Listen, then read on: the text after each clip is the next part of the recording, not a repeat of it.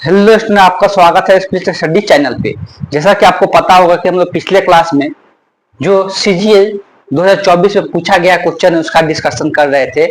आपको पता होगा सीजीएल में जो क्वेश्चन पूछा जाता है ऑनलाइन एग्जाम होता है, और ऑनलाइन एग्जाम एक ही दिन में नहीं होता है कंप्लीट, कम से कम 3 से 4 दिन एग्जाम चलता है, 4-5 दिन भी चलता है, जिसमें हम लोग का शिफ्ट वाइज एग्जाम होता है। 3 शिफ्टों में एग्जाम देखने को मिलता है। तो हम लोग एक शिफ्ट लिए हुए हैं कब का, तो सितंबर 2024 का, 9 सितंबर 2024 का शिफ्ट है।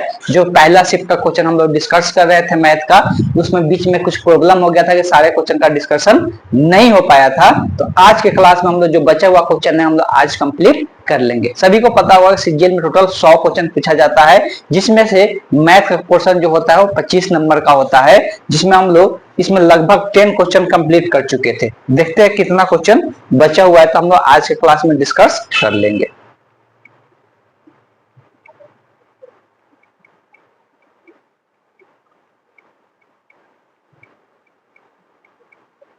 चलिए, तो 10 नंबर से छूटा हुआ था, यहाँ के बाद से डिस्कशन नहीं हो पाया था, तो यहाँ से आज के क्लास हम लोग स्टार्ट करते हैं।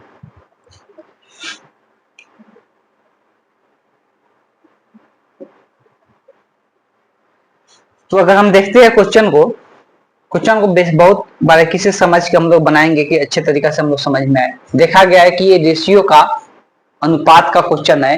अनुपात किस प्रकार से, बीच में ये साइन दिख रहा है, ये बराबर का साइन इंडिकेट करता है, मतलब ये इंडिकेट करता है 8.9 बटे एक्स बराबर, इधर होता है एक्स बटे 36.1 होता है। क्लियर है? बस इसका सिंपल क्रॉस मल्टीप्लिकेशन करेंगे, तो क्रॉस मल्टीप्लिकेशन करेंगे तो एक्स स्क्वायर आएगा, इधर आएगा 89 28.9 गुने 36.1, स्क्वायर है तो रूट लेंगे, और ये निगेटिव नहीं आता है, तो इसलिए निगेटिव वाला मान इसमें हमको नहीं लेना है। ठीक, इसी को सॉल्व करेंगे तो जो भी आंसर आएगा हम लोग देख सकते हैं। अच्छा, यहाँ पे कुछ और भी दिमाग लगा सकते हैं। यूनिट प्लेस का डिजिट यहाँ पे देखेंगे तो यहाँ पे 3 है, यहाँ पे 3 है, लेकिन यहाँ पे 4 और 5, तो यहाँ पे 3 दो जगह दे दिया है, थोड़ा सा कंफ्यूजन हो सकता है। लेकिन ऑब्वियस है कि 9 में 1 से गुना होगा, यूनिट प्लेस डिजिट देखेंगे तो 9 में 1 से गुना होगा तो 9 आएगा, और 9 का रूट कितना होता है 3, तो ऑप्शन इसी दोनों में से कोई होने वाला है। ये दोनों ऑप्शन तो होगा नहीं। तो अगर आपको नहीं भी आता है कैलकुलेटर, नहीं भी कर पाते, अगर तेजी में देखते हैं छूट रहा है क्वेश्चन, तो आप इन्हीं दोनों में से कोई एक टिक करके हम लोग निकल जाएंगे। क्लियर है? लेकिन ये बहुत इतना ज्यादा भी डिफिकल्ट नहीं है, बहुत आसान है। ये रूट हमको दिख रहा है कि नीचे में यहाँ पर क्या है, दशमलव है, तो इसको हटाकर क्या लिख सकते हैं, 10 लिख सकते हैं, और इसको भी दशमलव हटाकर हम लोग क्या लिख सकते हैं, 10 लिख सकते हैं। अब 289 का रूट हमको पता है कितना होता है, तो 289 का रूट आपको याद होना चाहिए कि 17 होता है, और 361 का रूट का बात करेंगे तो ये कितना हो जाता है, 19 हो जाता है। ये दोनों आपको याद होना चाहिए। बटे में क्या आएगा, 2 10 से 1 10 बाहर निकल जाएगा। अब ये सिंपल है। अब अगर थोड़ा सा दिमाग लगाएं कि किसका रूट हो सकता है, तो ये अप्रोक्सीमेट आप देख सकते हैं कि इसका मान कितना आएगा। देखिए 18 का जो 18 गुना 18 करते हैं कितना होता है, 324 होता है, 324 होता है।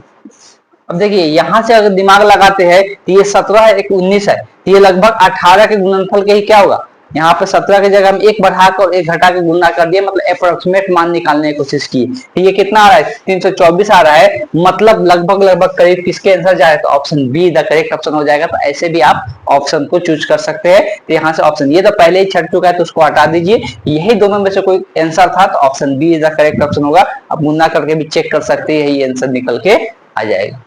चलिए चलते हैं, नेक्स्ट क्वेश्चन हम लोग देखते हैं। स्क्रीनशॉट लेना चाहते हैं ले सकते हैं।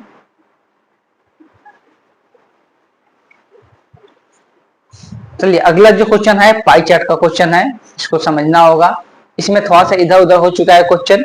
ये जो 12% है ये किसके लिए, ये वाला है, 15% इसका है, और ये 9% है इसका, और 10% है इसका। बाकी दो का तो यहाँ पर आप दिख ही रहा है कि क्या दिया हुआ है। तो क्वेश्चन में दिया हुआ है, डिफरेंट डाटा दिया हुआ है कि एग्रीकल्चर जो सेल हो रहा है, जो प्रोडक्शन हो रहा है, जो यहाँ पर बिक्री हो रहा है एग्रीकल्चर में कितना है, 12% है। हेल्थ एंड फार्मास्यूटिकल में कितना है, 30% है। उसके बाद है ट्रांसपोर्ट में 9%, कम्युनिकेशन में 10%, एजुकेशन में 24%, और इंफ्रास्ट्रक्चर में कितना है, 15 है। क्लियर है? अब यहाँ पे पाई चार्ट के हिसाब से यहाँ पे दिया हुआ है डाटा। अब इसमें जो क्वेश्चन पूछा है उसको थोड़ा सा आप लोग ध्यान से पढ़ सकते हैं। क्वेश्चन क्या पूछा हुआ है, यदि सफल स्टार्टअप की ये कंपनी है, कुल संख्या कितना है, सफल स्टार्टअप कंपनी की संख्या, तो शिक्षा और कृषि के क्षेत्र में स्टार्टअप की संख्या, मतलब ये टोटल डाटा दिया हुआ है, टोटल का संख्या कितना है, टोटल का संख्या 2910 है। ठीक, बोला जा रहा है कि कितना संख्या होगा किसका, शिक्षा और कृषि क्षेत्र में इसकी संख्या कितना होगा स्टार्टअप का।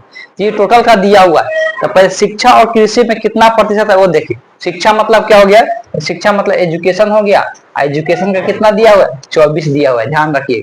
उसके बाद क्या दिया हुआ है, कृषि, कृषि मतलब एग्रीकल्चर हो गया, एग्रीकल्चर का यहाँ पे देख सकते हैं कितना दिया है 12 दिया हुआ है। तो टोटल प्रतिशत कितना है दोनों को मिलाकर, तो 24 और 12 कितना होगा, तो 36 हो जाएगा। मतलब टोटल प्रतिशत जो है 36 है, तो इसी का हमको क्या चाहिए 36% चाहिए, 36 बटे क्या हो जाएगा 100 हो जाएगा। जीरो से जीरो यहाँ पे कट कर सकते हैं। अब कोई कटने वाला है, अब यहाँ पे एक और चीज दिया हुआ है कि दशमलव भाग को नजरअंदाज करना है, मतलब जो दशमलव में आएगा उसको हम लोग को यहाँ पे लेना नहीं है। अब इसका गुना आप करके खुद निकाल सकते हैं। अब यहाँ पर 10 है, 10 को 10 से छोड़ देते हैं, तो इसको गुना कर लेते हैं। तो 291 में 36 से गुना करना है, तो 6 9 54 के 4 हाथ में 5, और क्या हो जाएगा ना छोड़ना के 12 12 5 17, 3 से गुना करेंगे 3 9 3 27 के 7 हाथ में 2, 3 गुना के 6 और 2 8, तो 6 7 7 7 14 के 4 हाथ में 1 9 1 10। अब यहाँ पर बोला है कि एक नीचे में क्या है 10 है, तो दशमलव कहाँ पे आएगा, एक अंक बाद यहाँ पर दशमलव का हटा देंगे तो कितना हो जाएगा 1047 हो जाएगा। ऑप्शन में 1048 भी दिया हुआ है, लेकिन ये बोला है कि दशमलव को हटा देना है, ना कि बोला है कि दशमलव का जो दशमलव में जो आएगा उसका निकटतम इंटीजर निकालना है, निकटतम पूर्णांक लिखना है, ऐसा नहीं बोला है। अगर निकटतम पूर्णांक बोलता तो क्वेश्चन का आंसर क्या हो जाता 1048 होता, लेकिन सिर्फ बोला है कि दशमलव को नजरअंदाज करना है, मतलब दशमलव को इसमें इग्नोर करना है, तब आंसर क्या हो जाएगा 1047। ऑप्शन किसमें, ऑप्शन डी में है, जो कि नहीं दिख रहा है लेकिन ऑप्शन डी में इसका आंसर है। ठीक, चलिए चलते हैं नेक्स्ट क्वेश्चन देखते हैं। तो ये जो पाई चार्ट देखकर देखने में लगता है कि बहुत बड़ा क्वेश्चन है, बहुत बड़ा क्वेश्चन नहीं होता है, थोड़ा सा आप थोड़ा सा अच्छे से क्वेश्चन समझने की कोशिश कीजिए। बेसिकली ये सब टाइप का जो क्वेश्चन पूछता है ना, बच्चे को स्टूडेंट को ज्यादातर समझ में ही नहीं आता, जिसके कारण ये दिक्कत देखने को मिल जाता है। ठीक है, तो चलिए चलते हैं नेक्स्ट क्वेश्चन देखते हैं।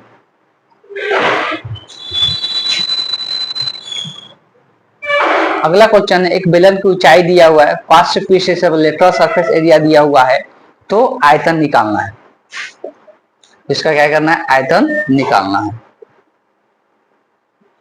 अब देखिए लेटरल सरफेस एरिया, अगर हम लोग किसका बात करते हैं, बेलन का बात करते हैं, सिलेंडर का बात करते हैं, सिलेंडर का लेटरल सरफेस मतलब साइड वाला जो एरिया होता है, तो लेटरल सरफेस जो एरिया होता है सिलेंडर का कितना होता है 2πr/h होता है, जो कि दिया हुआ है यही क्वेश्चन में कितना 1760 दिया हुआ है। अब इसमें जो दिया हुआ है ऊंचाई दिया हुआ है 20 से, यहाँ पर 20 रख देंगे, सबका मान रख दे 2 पाई का मान 22 बटे कितना हो जाएगा 7 हो जाएगा, और आर का मान आर ही निकालना है, एच दिया हुआ है 20 बराबर। देखो जल्दी से काटे जाए, जो इधर गुन्ना में है इधर भाग में, उधर गुन्ना में जाएगा, जो गुन्ना में भाग में जाएगा। थोड़ा सा मेहनत करते हैं, तुरंत काटते हैं इसको। तो अगर ये है 1 0 है तो 1 0 पहले उड़ा दो, फिर 2 से ये इसको खत्म कर दो, 8 गुना के 16, एक बचेगा 8 गुना के 16। अब यहाँ पे 88 दे देता है, 22 गुना कितना 44 होता है, तो 44 गुना का कितना हो जाएगा 88 हो जाएगा। तो यहाँ से सिर्फ उधर 2 बचा, इधर और नीचे में 7 बचा, 7 इधर जाएगा तो 14 सेंटीमीटर निकल के आ जाएगा, त्रिज्या आ गया 14 सेंटीमीटर। अब आयतन बोला है, तो आयतन का फॉर्मूला सबको पता है कि v बराबर क्या होता है πr² इंटू h होता है। पाई का मान हो गया 22/7, आर का मान निकल चुका है, तो 14 का स्क्वायर मतलब 14 गुने 14, और एच का मान, तो एच दिया हुआ है 20। जो पहले कटने वाला है काट के हटा देते हैं, देखिए 2 बार में कट गया। सिंपल दिख रहा है, यहाँ पे ज्यादा कुछ करने की जरूरत नहीं है। यहाँ पे इकाई अंक पर 0 दिख रहा है, मतलब सारा को गुना करने पे इकाई स्थान पर क्या आएगा 0 ही आएगा, और एक ही ऑप्शन में आपको 0 दिख रहा है, तो इतना कैलकुलेट करने की जरूरत नहीं है, डायरेक्ट ऑप्शन टिक करेंगे, कौन सा ऑप्शन सही हो जाएगा, option D the correct option है। फिर से ध्यान सुनिएगा, ज्यादातर हमेशा प्रयास करना है जहां पे हम लोग कैलकुलेशन से बच सकते हैं वहां पे कैलकुलेशन से बचना है। क्यों, तो यहाँ पर साफ साफ दिख रहा था कि लास्ट में 0 है, तो सबको गुना करेंगे तो अंत में एक 0 आएगा ही, और ऑप्शन में दिख रहे हैं तो ऑप्शन में एक ही ऐसा ऑप्शन है जिसके इकाई स्थान पर क्या है 0 है, इसलिए यही इस क्वेश्चन का क्या हो जाएगा ऑप्शन करेक्ट ऑप्शन हो जाएगा। बाकी आपको कुछ करने की जरूरत नहीं है। चलिए चलते हैं नेक्स्ट क्वेश्चन देखते हैं।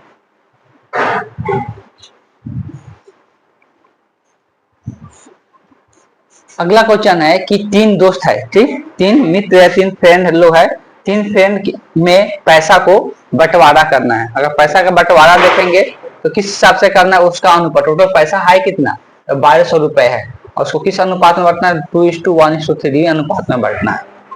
तो इसमें दिया हुआ है कि सबसे बड़े बड़े हिस्से के 3 गुना और सबसे छोटे हिस्से के 2 गुने के योग क्या है, बराबर राशि है। ठीक है, बोला है कि सबसे बड़े हिस्से के 3 गुना और सबसे छोटे हिस्से के 2 गुना के योग का मान कितना आएगा। देखिए सबसे पहला काम क्या है, अभी भी रेशियो में मान देते, रेशियो का मान एग्जैक्ट मान के कितने बराबर आ रहा है, हमेशा ये चीज निकाल लिया करेंगे। रेशियो का मान एग्जैक्ट मान के कितने बराबर है, ये कितना है, कुल अमाउंट है। ठीक है, और रेशियो में अगर इसको जोड़ेंगे तो कितना आएगा कुल अमाउंट, 2 1 3 3 3 6।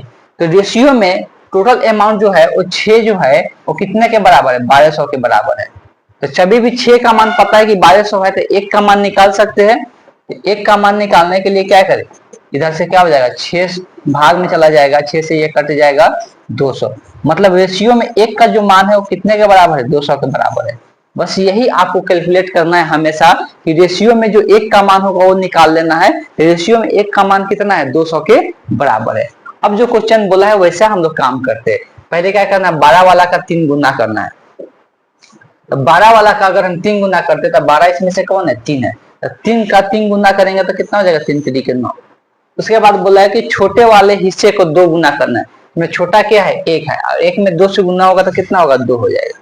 बोला है कि दोनों का योगफल, तो दोनों का योगफल कितना हो जाएगा, 11 हो जाएगा। तो ये रेशियो में मान आया है 11, तो एक रेशियो का मान है 200, तो 11 रेशियो का मान कितना होगा, तो एक रेशियो का मान है 200, तो 11 रेशियो का मान निकालने के लिए इसमें 11 से क्या हो जाएगा, गुना हो जाएगा, 11 गुना कितना है, 2200 हो जाएगा। तो 2200 एक ही ऑप्शन दिख रहा है, option see the correct option हो जाएगा।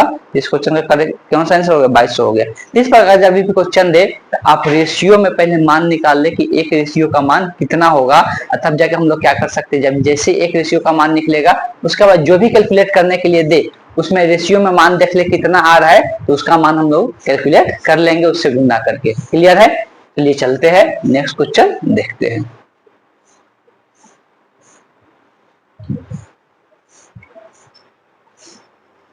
आगे है कि वस्तु दुकानदार के मूल्य एक अंकित मूल्य है, मतलब जो क्या होता है, शॉपकीपर जो मार्क प्राइस उस पर चिपका हुआ रहता है उसी को हम लोग अंकित मूल्य कहते हैं। तो अंकित मूल्य इसका अगर बात करते हैं, अंकित मूल्य कितना है, 5000 रुपए है। अब इस पर बार बार डिस्काउंट दिया जा रहा है, 20%, 15%, 10%, ये क्रमिक छूट है, मतलब सक्सेसिव डिस्काउंट होता है। तो डायरेक्ट इसको हम लिखते हैं, बहुत ज्यादा डिफिकल्ट नहीं है। 5000 का पहला छूट कितना है, 20%, मतलब 100 में से 20 छोड़ा जा रहा है, मतलब कितना बचेगा, 80, बटे प्रतिशत मतलब क्या, 100। उसके बाद इसी पर ये जितना अमाउंट आ रहा है इस पर कितना क्रमिक छूट, मतलब ये जो अमाउंट है इसी पर कितना 15% का छूट है। तो 15% छूट का मतलब कितना हो गया, 15% डिस्काउंट का मतलब कितना हो गया, ये कितना पर दे रहा है, 85 पर 100 में 85। फिर इसी पर 10% का डिस्काउंट किया जा रहा है। 10% का मतलब क्या, 100 में से 10 छोड़ दिया जाएगा तो कितना बचेगा, 90, 90 बटे कितना हो जाएगा, 100 हो जाएगा। बस इसी को जो जो कट रहा है जल्दी जल्दी काट ले, 2 जीरो से 2 जीरो, यहाँ से 1 जीरो से 1 जीरो, फिर यहाँ से 1 जीरो से 1 जीरो। क्लियर है, बचा यहाँ पे 5, यहाँ से 1 जीरो से 1 जीरो ये उड़ जाएगा, ये 5 से ये 10, 2 मरतबे उड़ जाएगा, जहां पे कट रहा है काटते जाओ, ये 4 हो गया। क्लियर, अब देखेंगे अगर यूनिट प्लेस से निकालने की कोशिश करेंगे तो नहीं निकलेगा यूनिट प्लेस से, लेकिन यहाँ पर एक चीज और दिमाग लगा सकते हैं। अगर आप ये कॉन्सेप्ट जानते हैं, 4 गुने यहाँ 85 को 17 5 कितना होता है, 85 होता है गुने 9। अब देखिए इसमें अधिकतम 2 है और 1 5 है, अधिकतम कितना 2 है। अगर ये सब आप जानते हैं, अधिकतम इसमें 2 है और 1 5 है, तो जो मिनिमम में से रहता है कम कौन है, 5 वाला है। तो दोनों को अगर मिला के एक 10 बनता है, हमको पता है दोनों को मिला के एक जीरो का निर्माण होता है, 2 और 5 को मिला के, 2 और 5 को मिला के एक जीरो का निर्माण होता है। तो जिस ऑप्शन में एक जीरो होगा वही ऑप्शन क्या होगा, सही होगा। तो ऑप्शन ऐसे 2 क्या हो जाएगा, हट जाएगा। कैलकुलेट करना चाहते हैं वो भी कर सकते हैं, लेकिन यहाँ से हम बता दिए कि 2 ऑप्शन क्या हो जाएगा, हट जाएगा। तो 2 ऑप्शन हटाने के बाद क्या है, 6 आएगा कि 5 आएगा। तो पहले यहाँ से एक 2 हटा दो तो 2 बचेगा, और यहाँ पे 17 है, 5 हटा दो तो 6 को 10 जीरो आएगा, इतना ही बच रहा है ना। अब इसका यूनिट प्लेस डिजिट देख लो, कितना हो जाएगा 7 दूना का 14, मतलब क्या आ रहा है 4 आ रहा है। 4 में 9 से गुना होगा 9 से 36, अंत में क्या आ रहा है 6 आ रहा है। यूनिट प्लेस पर कौन सा है 6 है यहाँ पे, यही इस क्वेश्चन का क्या हो जाएगा करेक्ट ऑप्शन। तो थोड़ा सा कैलकुलेशन से बचने के लिए आप बहुत सारी चीजों का नॉलेज रखते हैं, तो ये सब चीजें आपको कैलकुलेट करने में क्या करेगा आसान बनाएगा ऑप्शन देखकर। बार बार ये चीजें बोल रहे, पहले तो इकाई स्थान का आपका ज्ञान होना चाहिए। इकाई स्थान का यूनिट प्लेस का डिजिट का आपका पता नहीं है तो मेरे ही चैनल पर आपको वीडियो देखने को मिल जाएगा। यूनिट प्लेस का नंबर सिस्टम में लाइन बाय लाइन आपको वीडियो देखने को मिलेगा, जिसमें यूनिट प्लेस पर बहुत सारे क्वेश्चन भी कराया गया है। और ये होता है जीरो वाला कि अंत में कितना जीरो आएगा, तो जितना 2 और जितना 5 रहेगा तो उतना ही का कॉम्बिनेशन से क्या बनता है जीरो बनता है। तो ये तो 2 से कोई फायदा है नहीं, ये और 2 और 5 मिलकर एक जीरो बनाएगा। अगर 2 को 2 और 2 को 5 रहेगा तो कितना 2 को जीरो बनाएगा। अगर 3 को 2 और 3 को 5 रहेगा तो कितना जीरो बनाएगा 3 को जीरो बनाएगा। तो इससे पता चलता है कि कितना जीरो बनेगा। तो हमको यहाँ पर साफ साफ दिख रहा है, तो 17 5 85, एगो 5 और एगो ही 2 मिलेगा, इसलिए 2 को 2 लेने से कोई फायदा है नहीं, 2 को 5 रहना चाहिए। तो 1 5 1 2 मिलाकर कितना बनाएगा एक जीरो का निर्माण करेगा। और 2 ही ऑप्शन में एक जीरो दिख रहा था, इसलिए 2 ऑप्शन तो ऐसे ही हट गया। अब ये जीरो को हटा देते हैं तो इसका यूनिट प्लेस पर क्या है 5 है, इसका यूनिट प्लेस पर क्या है 6 है। इसमें जीरो को हटा देते हैं तो क्या बचेगा 2 और 5 हट जाएगा तो 1 2 बचेगा, 17 बचेगा, 9 बचेगा। तो सिर्फ यूनिट प्लेस पर देख ले क्या आएगा। तो 17 दूना के 14, 7 दूना के 14, तो 4 आएगा, 4 में 9 से गुना 36 आता है, यूनिट प्लेस पर क्या है 6। यही ऑप्शन सही हो जाएगा, सही हो जाएगा।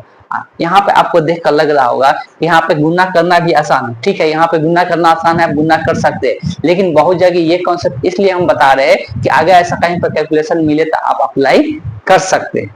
क्लियर है? तो चलिए चलते हैं नेक्स्ट क्वेश्चन देखते हैं।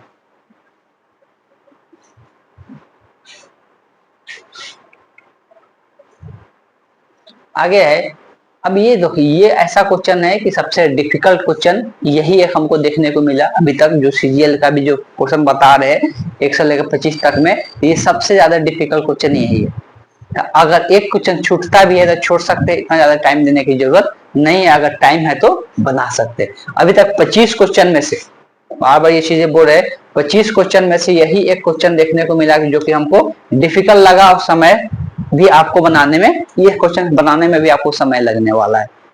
लेकिन थोड़ा सा नॉलेज होगा तो थोड़ा सा हम लोग फास्ट भी चल सकते हैं। पहले बोला है कि 12 संख्याओं का औसत दे दिया है, तो टोटल संख्याओं का योग कितना, देखो औसत जब भी देता है तो योग निकालना है तो उसके संख्या में औसत से क्या करते हैं गुना कर देते हैं। तो 12 संख्याओं का जो योग होगा वो कितना हो जाएगा, तो 12 संख्याओं का योग हम लोग के पास हो जाएगा 12 गुने 48, यही 12 संख्याओं का योग हो जाएगा। अब शुरू से दिया हुआ है कि पहली 5 संख्याओं का औसत कितना दिया, तो मतलब पहली 5 संख्याओं का औसत दिया हुआ है, मतलब पहला 5 संख्या का क्या हो जाएगा योग हो जाएगा 5 गुने 45। उसके बाद उसके अगला 4 संख्याओं का भी औसत दिया है, मतलब उसका भी योग कितना हो जाएगा 4 गुने 52, मतलब ये 1 से 5 और ये उसके बाद वाला तो 5 4 9, मतलब ये 9 संख्याओं का योग निकल गया। अब आगे क्या दिया, ये 9 संख्याओं का योग है और आगे अब 10वां और 11वां संख्या में संबंध दिया है बराबर संख्या में, लेकिन यहाँ पे अब औसत किसी का नहीं दिया हुआ, मतलब 3 गो संख्या इसमें बच जा रहा है कि ये 3 संख्या को क्या करेंगे 10 11 और 12, ये तीनों संख्या मतलब ये 12 संख्या का क्या होगा योग हो गया। अब 12 संख्या का योग क्वेश्चन में कितना दिया है 12 48 है। क्लियर है? अब इसको गुना करके A10 A11 A12 का योग हम लोग ज्ञात कर सकते हैं। तो पहले यही करते हैं, यहाँ 45 से गुना होगा तो कितना हो जाएगा 5 5 25, 4 5 20 और 20 2 22, प्लस इसको गुना करेंगे तो 400, 4 गुना के 8 मतलब 208 हो जाएगा, प्लस A10 A11 A12।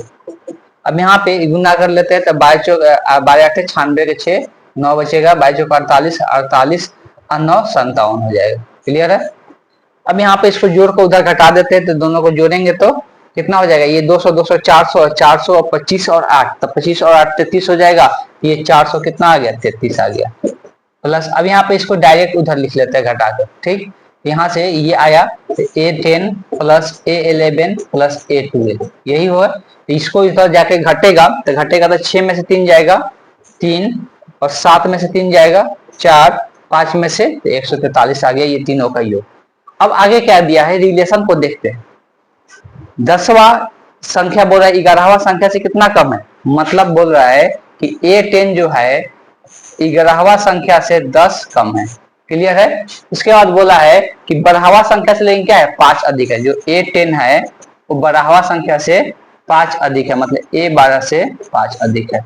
अब क्या करते हैं, हमको A10 चाहिए नहीं, बेसिकली बोला गया है कि 11वां और 12वां संख्या का औसत निकालना है, मतलब 11 अगर 12 संख्या का योग निकल जाता है तो औसत निकल जाएगा। और हमको दिख रहा है कि A10 इसमें भी दिख रहा है, A10 इसमें भी दिख रहा है, तो कहीं एक जगह से क्या करेंगे, A10 ये दोनों से क्या करते हैं, जोड़ देते हैं ये दोनों को, और जोड़ के A10 का मान निकाल कर उसमें रख देते हैं। अगर इसमें जोड़ेंगे तो यहाँ पर क्या आएगा 2A10, ये आ जाएगा A11 प्लस A12, जोड़ेंगे तो -10 + 5 कितना बचेगा, -5 बचेगा। ये 2A10 का मान, तो इसमें क्या करते हैं, पहले 2 से गुना कर देते हैं, 2A10 का मान यहाँ से हम रख देंगे। इसमें अगर 2 से गुना कर देते हैं तो 2A10 plus 2A11 plus 2A12, इसमें 2 से गुना होगा तो कितना हो जाएगा, 3 गुना के 6, 4 गुना के 8, 2 1 ठीक है। अब यह A10 का मान यहाँ से रख देते हैं, A11 प्लस A12 -5, यहाँ से ये मान रखाएगा A11 plus A12 -5 plus 2A11। देखिए बहुत सारी चीजें हम जो बोर्ड पर लिख रहे हैं आप नहीं भी लिखेंगे तो चलेगा, इतना चीजें लिखने की जरूरत नहीं है। अब यहाँ से ये जुड़ेगा तो कितना आएगा, 3A11 आएगा प्लस 3A12 आएगा, ये दो था, ये 5 इधर माइनस में उधर जाएगा तो प्लस में, तो डायरेक्ट इसमें 5 जोड़ देते हैं तो 291 आ जाएगा। हमको देखिए यहाँ पे औसत निकाला था, पहले तो यहाँ से 3 हटाते हैं, तब ना 2 से भाग करेंगे तो औसत निकल जाएगा, जितना संख्या रहता है उतना ही से भाग करने पर औसत निकलता है। तो 3 हटाने के लिए 3 से भाग कर देते हैं पहले, तो 3 से भाग करेंगे तो इसको 3 से भाग करेंगे, 9 3 27, 2 बचेगा 7 3 21। अब इसका औसत निकालना है, तो योग पता है तो औसत निकालने के लिए हमको क्या करना पड़ेगा, 2 संख्या तो 2 से क्या करना पड़ेगा, भाग कर देना पड़ेगा। तो 2 से अगर इसमें भाग कर देते हैं दोनों तरफ तो औसत निकल जाएगा। फिर 2 से भाग करने पर कितना है, 4 गुना के 8, 1 बचेगा, 8 गुना के 16, 1 बचेगा, 5 गुना के 10, 48.5 दिखेगा, जो कि ऑप्शन डी में है। तो इस क्वेश्चन का जो करेक्ट ऑप्शन होगा option D the correct option हो जाएगा। क्लियर है। इस प्रकार का क्वेश्चन पूछा जाता है, तो कभी कभी कोई कोई क्वेश्चन मिलेगा जो कि डिफिकल्ट देखने को मिलता है। चलिए ठीक है, चेक कर रहे थे, माइक काम कर रहा था। ठीक, यहाँ पे आते हैं, हम अगला क्वेश्चन देखते हैं।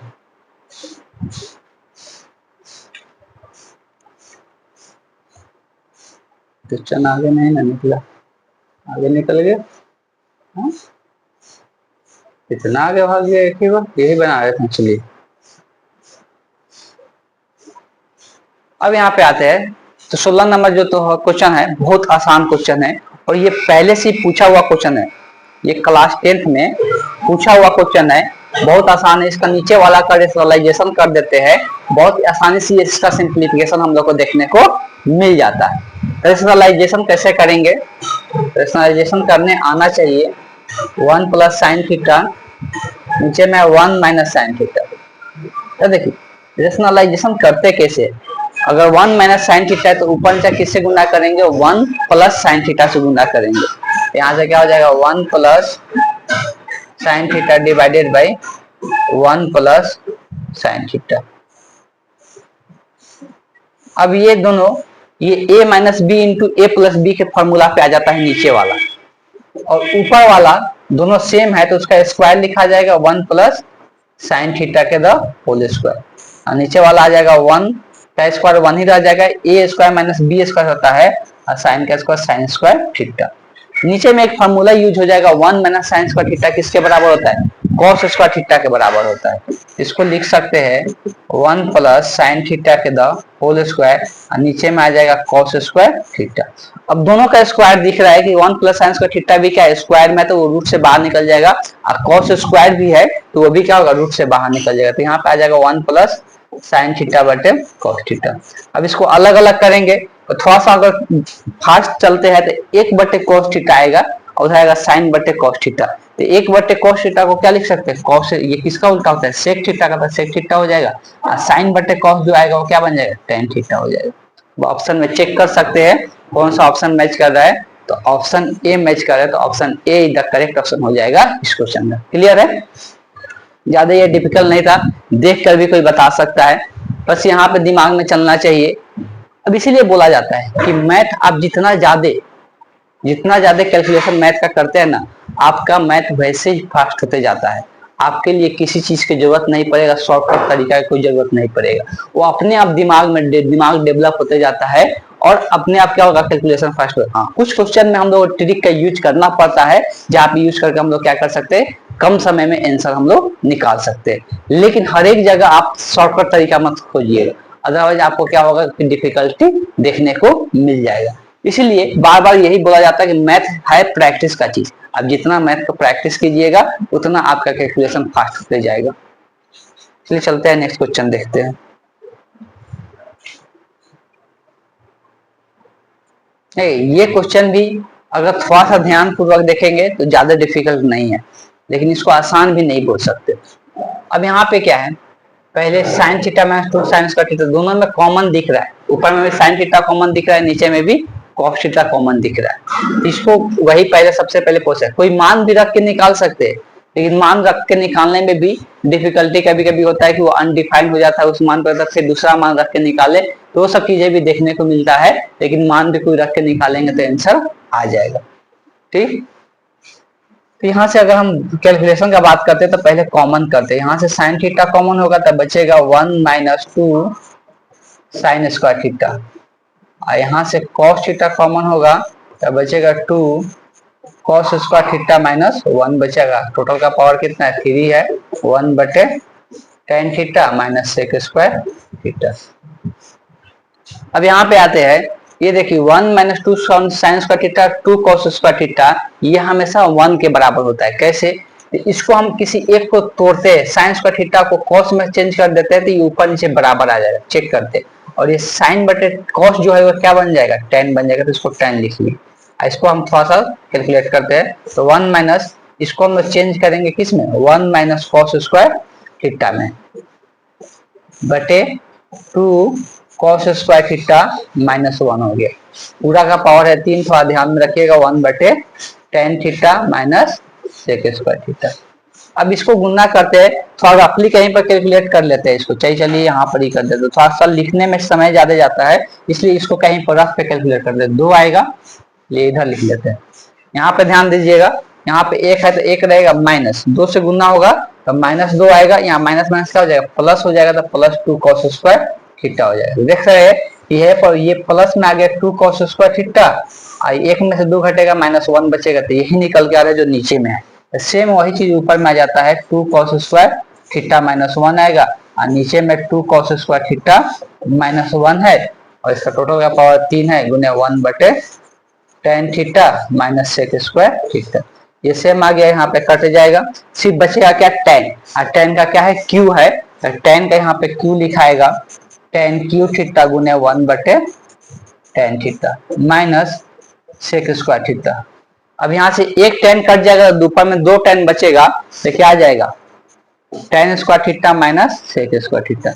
हमको पता है कि sec square theta minus tan square theta बराबर 1 होता है, लेकिन यहाँ पे उल्टा आया है।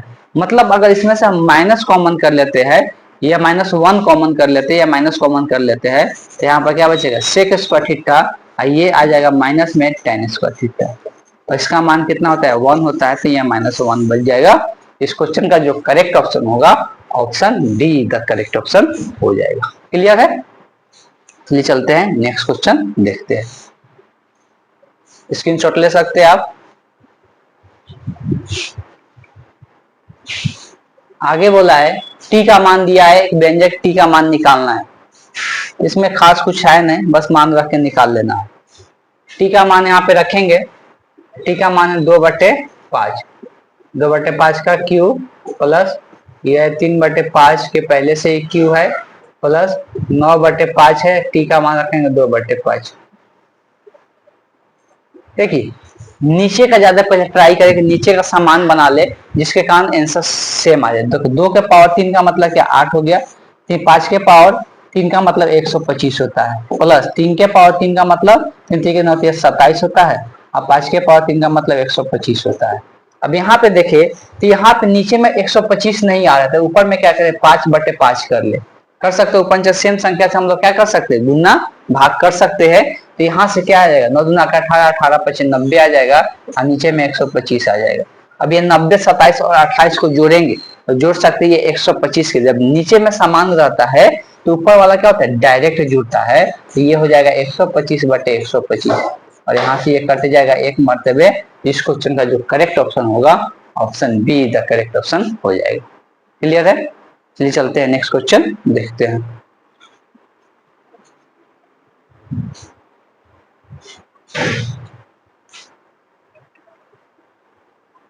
आगे एम और एन एक वृत्ताकार पथ पर चलते हैं। वे सुबह 5 बजे ही एक बिंदु से विपरीत दिशाओं में चलना शुरू करते हैं।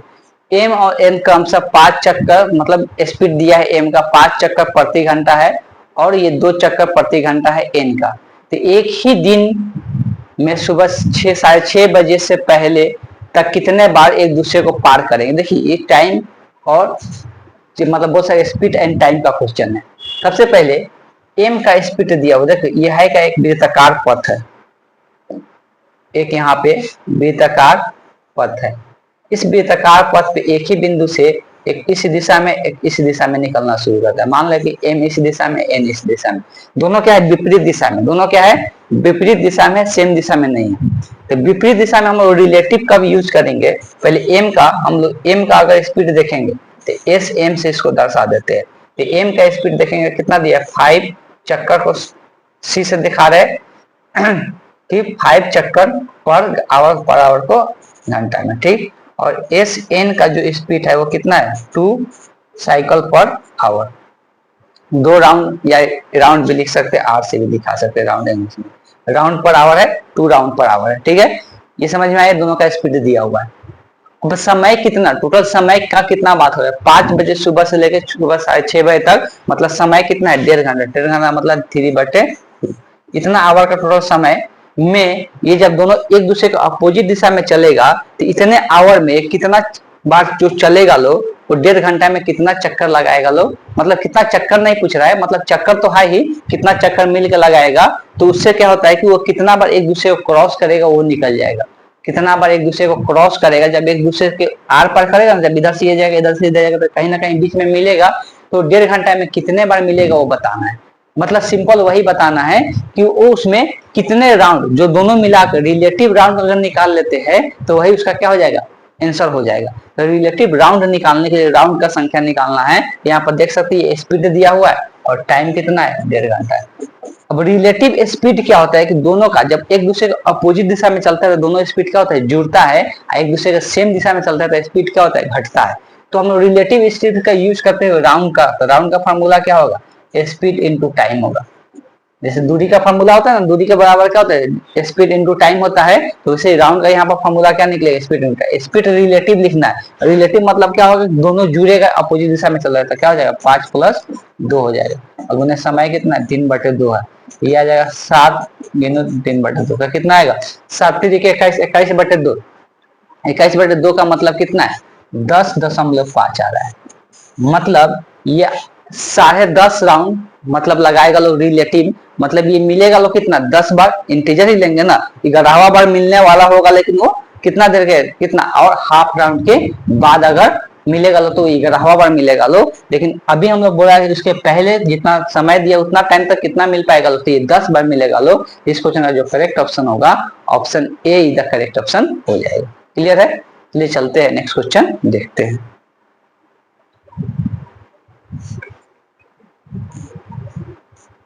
आगे दिया है कि 2 वृत्त है, एक C1 और C2 एक दूसरे के बाह्य रूप से स्पर्श करती है।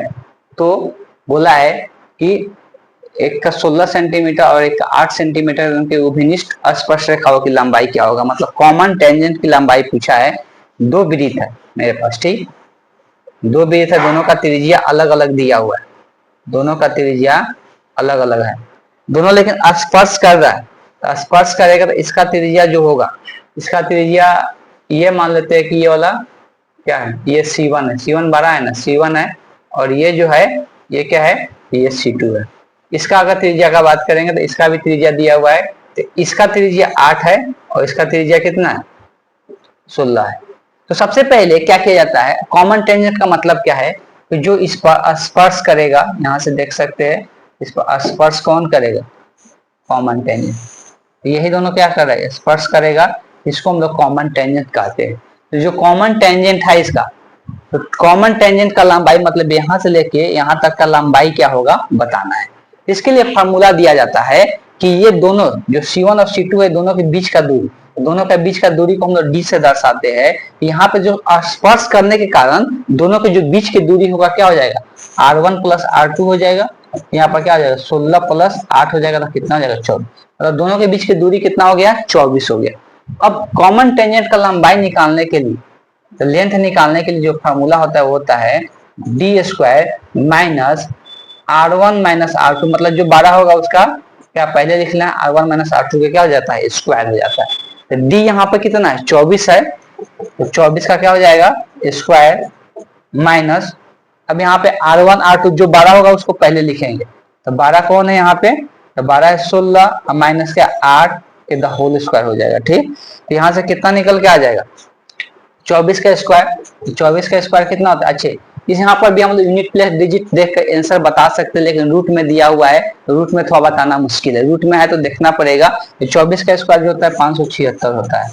यहाँ से 16 में से 8 घटेगा, कितना बचेगा 8 बचेगा, और 8 का स्क्वायर कितना हो जाएगा 64 हो जाएगा।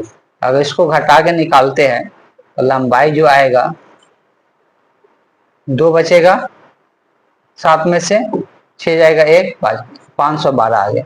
512 का हम लोग को वर्गमूल देखना पड़ेगा कितना होगा, इसलिए कि पहले तो इसमें 2 निकाल दो, 2 निकाल देंगे तो कितना हो जाएगा 5 256 होगा ना। हाँ ठीक है, तो ये बहुत आसानी से निकल गया, ये जो हो जाएगा 256 गुने 2, तो 2 तो निकलेगा नहीं, 256 से पता है किसका, वो इसका वर्गमूल कितना होता है 256 का 16 होता है, तो 16 बाहर निकल जाए तो 16 रूट क्या बच जाएगा 2, जो कि ऑप्शन कौन सा है ऑप्शन डी में है, तो D option is the correct option हो जाएगा इस क्वेश्चन। क्लियर है ना, यहाँ से नोट डाउन करना है, बस यही फॉर्मूला याद रखना है। कॉमन टेंजेंट की लंबाई निकालने का फॉर्मूला होता है स्पर्श करे या ना करे उससे मतलब नहीं है, दो सर्कल रहेगा, दो सर्कल के जो यहाँ पे बीच का जो कॉमन टेंजेंट होगा, तो कॉमन टेंजेंट का लंबाई निकालने का ये फॉर्मूला होता है। ये जो डी होता है दोनों सेंटर के बीच की दूरी होता है, यहाँ पर स्पर्श कर रहा था इसीलिए क्या किए दोनों सेंटर के बीच का दूरी निकालने के लिए दोनों को जोड़ देंगे तो वही दूरी हो जाएगा। लेकिन जब स्पर्श नहीं करेगा तो उसके बीच की दूरी यहाँ पे दिया रहेगा क्वेश्चन में निकालने के लिए। क्लियर है ना, चलिए चलते हैं नेक्स्ट क्वेश्चन देखते हैं।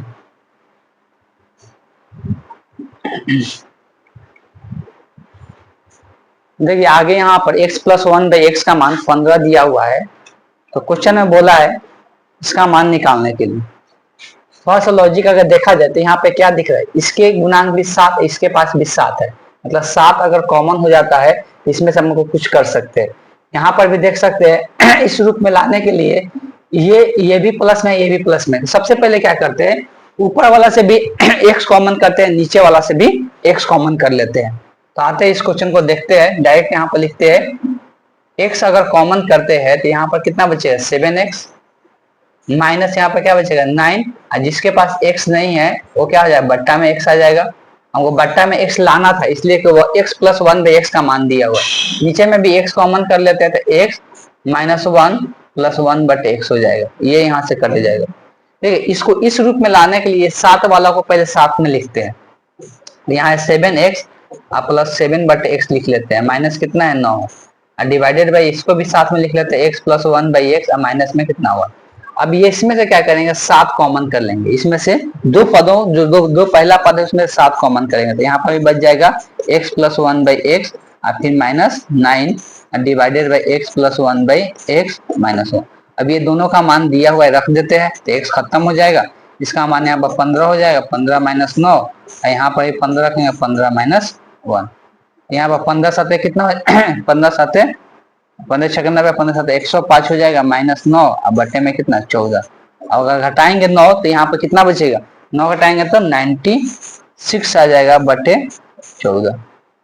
अब यहाँ पर देख सकते हैं 7 के रूप में दिया है, 2 से काट दो ये 48 हो जाएगा, 2 से कटेगा 7 हो जाएगा, तो 48 बटे क्या दिख रहा है 7 और भी प्लस में, तो कौन सा ऑप्शन है ऑप्शन सी में है, जो कि option see the correct option हो जाएगा इस क्वेश्चन। बहुत सिंपल है, ज्यादा डिफिकल्ट नहीं था, बस वही उतना दिमाग लगाना था, तो वहां से कुछ कॉमन करेंगे तो उस रूप में हम लोग को आ जाएगा, जिससे हम लोग एक्स को क्या कर सकते हैं हटा सकते हैं। चलिए चलते हैं नेक्स्ट क्वेश्चन देखते हैं। एक बार थोड़ा सा हम लोग माइक चेक कर लेने दीजिए।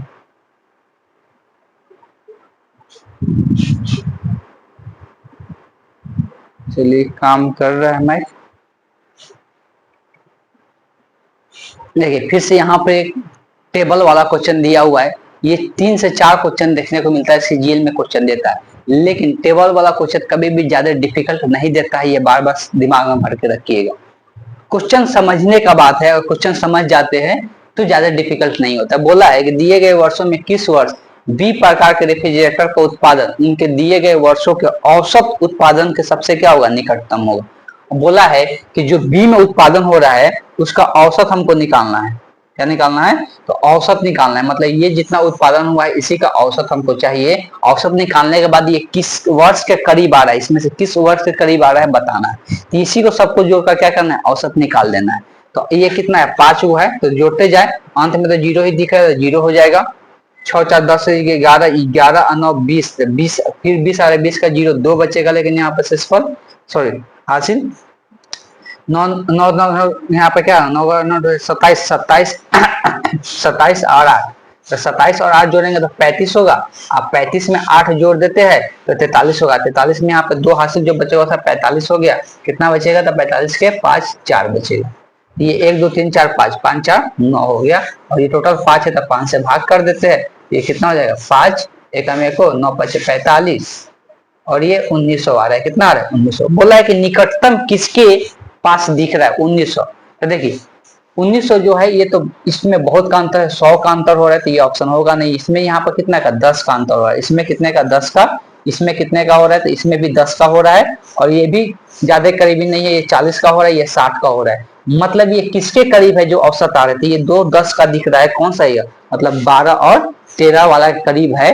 तो कौन सा ऑप्शन हो जाएगा, option A the correct option हो जाएगा इस क्वेश्चन। देख सकते हैं इसमें ज्यादा कैलकुलेशन पूछता नहीं है, बस क्वेश्चन समझ में अगर आता है तो ज्यादा समय लगने वाला नहीं है, बहुत आसानी से आंसर बता सकते हैं।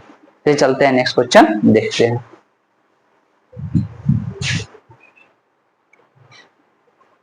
आगे है कि एक त्रिभुज के तीनों कोनों का माप दिया हुआ है, अनुपात में दिया हुआ है, और बोला है कि इन तीनों कोनों में से सबसे बड़े और सबसे छोटे कोनों के बीच के धनात्मक अंतर ज्ञात करना है।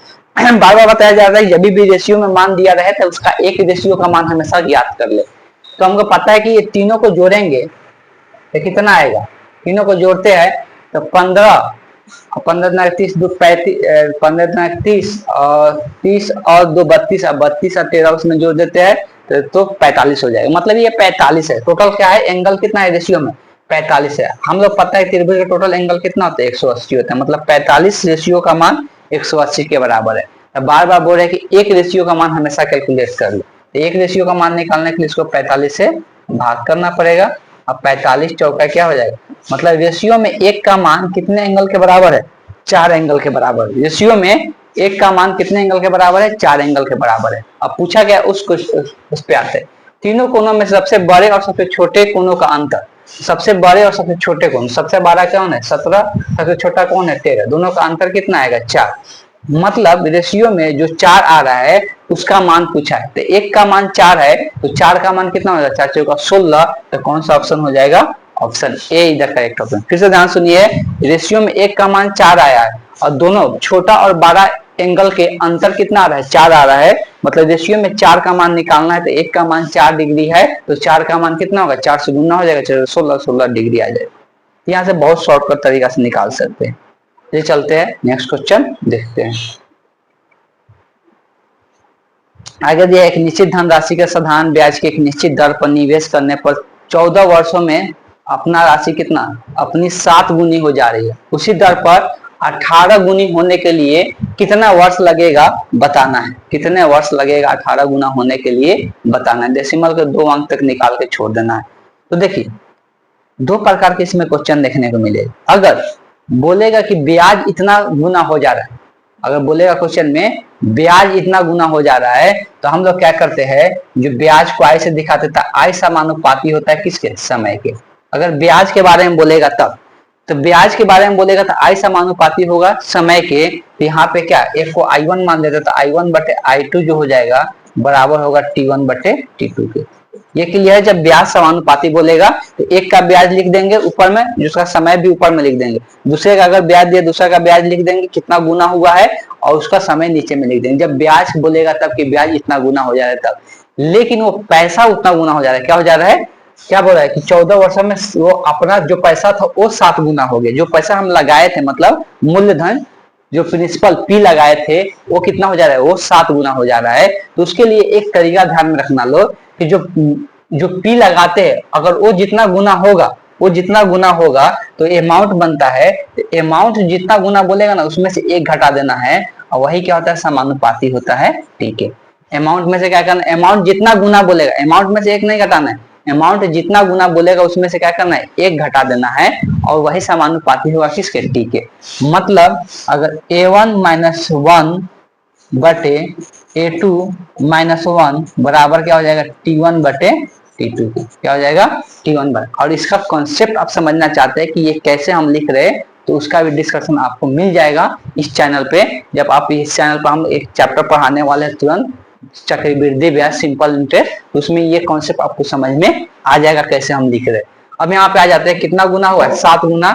यहाँ पे क्या हो जाएगा, 7 माइनस 1 बटे इधर कितना गुना हो रहा है, तो इधर 18 गुना हो रहा है। मतलब क्या हो जाएगा, 18 माइनस 1 हो जाएगा। इधर समय कितना लग रहा है, 14, इधर का समय क्या करना है, निकालना है, तो इधर का समय निकालेंगे।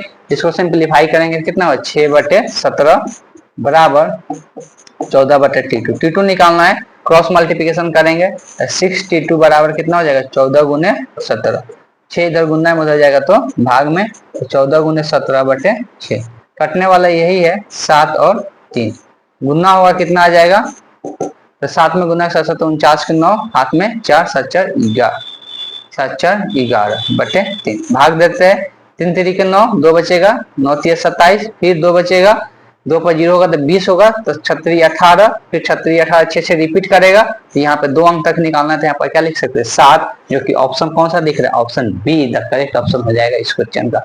ये कॉन्सेप्ट ध्यान रखिएगा, यहाँ पे कंफ्यूजन बहुत होते हैं, बताते हैं लोग उसके लिए ब्याज कितना गुना हो रहा है अप्लाई कर देता है इसके लिए, जिसके कारण क्या हो जाएगा, आंसर गलत आ जाएगा।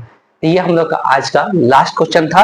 इस सीजीएल 2024 9 सितंबर जो का पूछा हुआ पेपर था शिफ्ट 1 का, उसका डिस्कशन कंप्लीट रहा आप लोग के पास। इसमें 2 वीडियो आपको देखने को मिलेगा, इसके पहले का और ये आपका, इसलिए वो कंप्लीट नहीं हो पाया था किसी टेक्निकल एरर के कारण। तो अगर आपको वीडियो पसंद आया तो वीडियो को ज्यादा ज्यादा लोगों के पास शेयर करें और चैनल को सब्सक्राइब कर, साथ साथ बेल नोटिफिकेशन को भी ऑन कर ले, इसलिए कि बहुत सारे इसमें आपको शॉर्टकट तरीका भी समझाया जाता है, लेकिन जहां पे पॉसिबल होता है वहीं पे, इस बात को समझिएगा। ऐसा नहीं कि किसी भी क्वेश्चन के लिए शॉर्टकट तरीका नहीं होता है, इस बात को समझिएगा। जो बताते हैं शॉर्टकट तरीका हर एक क्वेश्चन के लिए, वो सिर्फ स्पेसिफिक एक ही 2 क्वेश्चन के लिए वैलिड होता है। इस कारण से इस पर मत जाइएगा। अपना कैलकुलेशन फास्ट करना चाहते हैं तो आपको मैथ का रिवीजन कीजिए, मैथ को प्रैक्टिस कीजिए, ऑटोमेटिक आपका जो मैथ सॉल्व करने का टाइम होगा ऑटोमेटिक घट जाएगा। ठीक है, तो आज के सेशन को यहीं पे एंड करते हैं। Thank you.